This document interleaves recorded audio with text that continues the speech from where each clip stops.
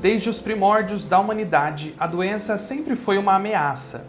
Mas antes da existência dos hospitais, como a gente conhece hoje, os doentes eram tratados de formas bem diferentes.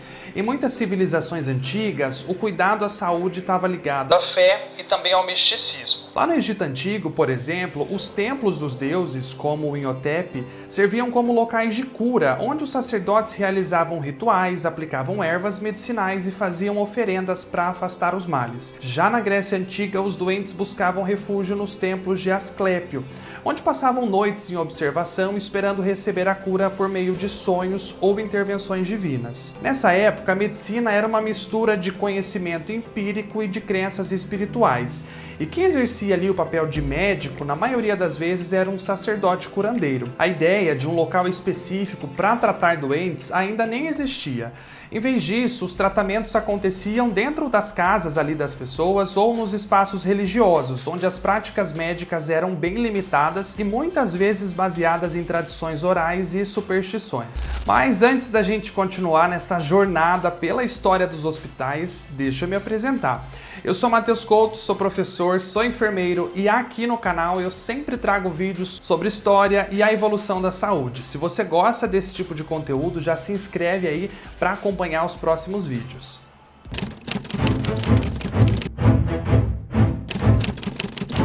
Se pensarmos no conceito de hospital como um espaço ali organizado para o cuidado dos doentes, os primeiros exemplos surgiram em diferentes civilizações lá da antiguidade.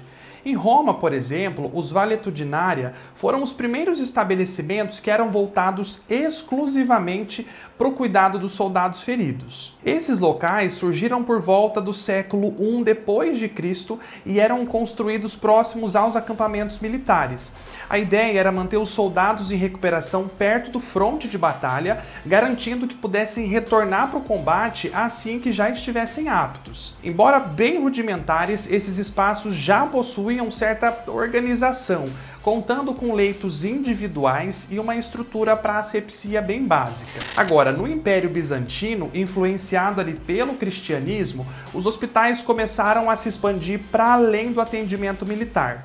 Diferente dos valetudinaria, que serviam apenas aos soldados, os hospitais cristãos passaram a acolher toda a população, principalmente aqueles que eram mais pobres. No século IV d.C., Basílio de Cesareia fundou uma das principais instituições desse tipo, que combinava ali um hospital, abrigo para necessitados e casa de repouso para idosos. E um ponto bem interessante é que essas instituições foram ali um marco na transição dos cuidados médicos da esfera militar e religiosa para um modelo organizado e mais acessível para a população.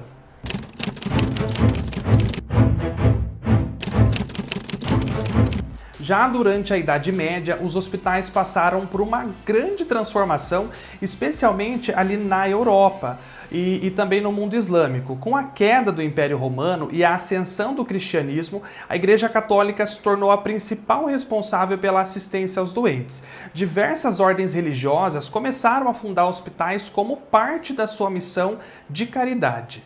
Um dos exemplos mais famosos, claro, foi a Ordem dos Hospitalários, que fundou instituições para cuidar dos peregrinos e doentes que viajavam para locais sagrados. Esses hospitais medievais, no entanto, eram mais parecidos com abrigos do que com locais para tratamento. A principal preocupação era oferecer ali um conforto espiritual e cuidados básicos, já que o conhecimento médico ainda era bem limitado. Enquanto isso, no mundo islâmico, os bimaristãs revolucionaram a medicina hospitalar. Esses hospitais surgiram a partir do século VIII e eram instituições avançadas para a época, com alas separadas para diferentes doenças, bibliotecas médicas e médicos que aplicavam técnicas inovadoras baseadas no estudo da anatomia e também da farmácia. Além disso, os bimaristãs introduziram um conceito de atendimento gratuito para todos, independentemente da classe social ou religião, algo que naquela época já era muito à frente do seu tempo. Mesmo com essas evoluções, a maior parte dos hospitais medievais na Europa ainda funcionavam mais como um local de acolhimento mesmo do que propriamente de cura. O avanço real da medicina nos hospitais só viria nos séculos seguintes, quando o conhecimento científico começou a ganhar mais espaço sobre as explicações místicas das doenças.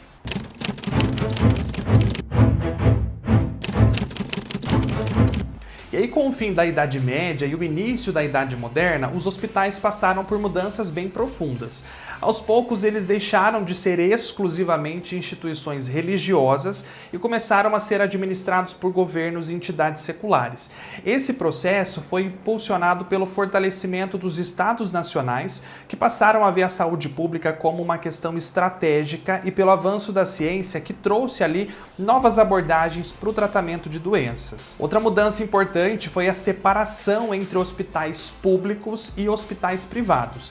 Enquanto os hospitais públicos eram voltados para os mais pobres e financiados por doações ou pelo Estado, as elites tinham acesso a instituições privadas, onde os médicos renomados ofereciam ali tratamentos mais avançados.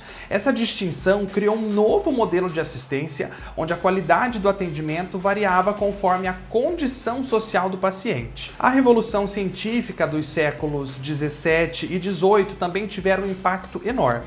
O desenvolvimento de métodos científicos e a busca por explicações mais racionais para as doenças levaram a melhorias significativas na estrutura hospitalar.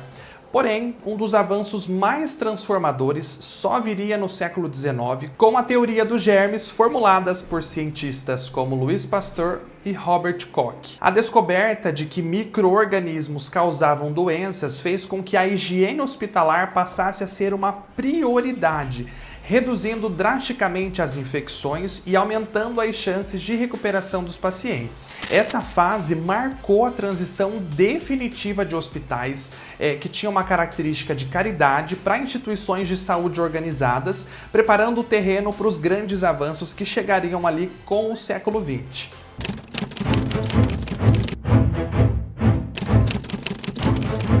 E a Revolução Industrial trouxe mudanças radicais para a sociedade e, claro, os hospitais não ficaram de fora aí dessa transformação.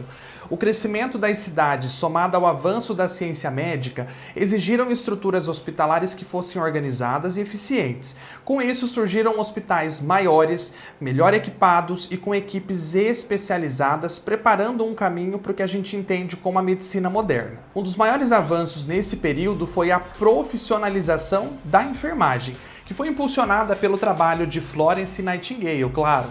Durante a Guerra da Crimeia, ela revolucionou os cuidados hospitalares quando implementou ali práticas de higiene, organização e atendimento humanizado.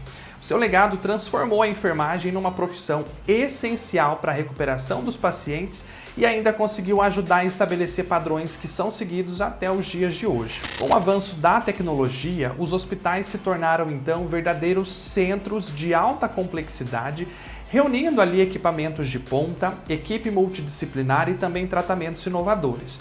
Atualmente, eles não são só locais para tratar doenças, mas são espaços de pesquisa, prevenção e também reabilitação, unindo a ciência, a tecnologia e um atendimento cada vez mais humanizado. Agora, me conta, você já conhecia essa história? O que você acha da evolução dos hospitais ao longo do tempo? Conta aqui nos comentários. Se você gostou desse vídeo, não esqueça de se inscrever aqui no canal para você acompanhar mais conteúdo sobre a história da medicina e os avanços da saúde. Muito obrigado por ter ficado comigo até aqui. A gente se vê no próximo vídeo. Um grande abraço e até logo!